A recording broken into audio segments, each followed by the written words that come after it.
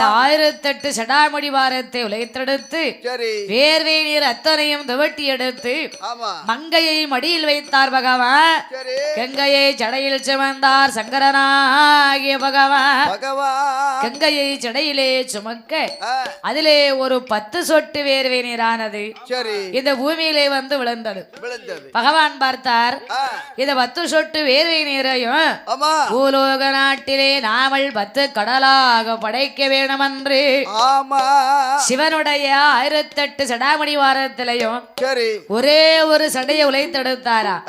ஒரு சடை உழைத்தெடுத்த பகவான் பூலோக நாட்டை சுத்தி கரை வளைந்தார். எப்படின்னா கரை போட்டா தானே தண்ணி நிக்கும். கரை போட்டாட்டா நிக்குமா? ஆமா, அத்து பிடிக்கிட்டு ஓடிக்கிடும். அதனால ஈசனாகிய பகவான் சுற்றி கரை வளைந்து 10 கடலாக படைத்து பிறவி செய்ததோர் கடல் அதற்கு பேராமத்தை கொடுக்க வேணும் என்று கொஞ்சம்பால் தேவோ காப்பால் ஒன்றாங்கடல் கடலா கொஞ்சம்பால் தேவோ காப்பால் இரண்டாங்கடல் நல்ல ரள்ளி மதியரவு தேவோ காப்பால் அம்மையா மதியரவு தேவோ காப்பால் மூணாங்கடல் முத்துக்கடல் அம்மையா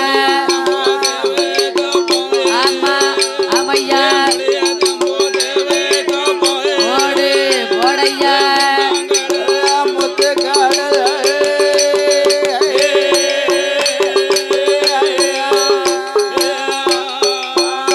சாமி நாலாங்கடல் நல்ல தள்ளி ஐந்தாங்கடல் அலைகடலா பூலோக நாடாதில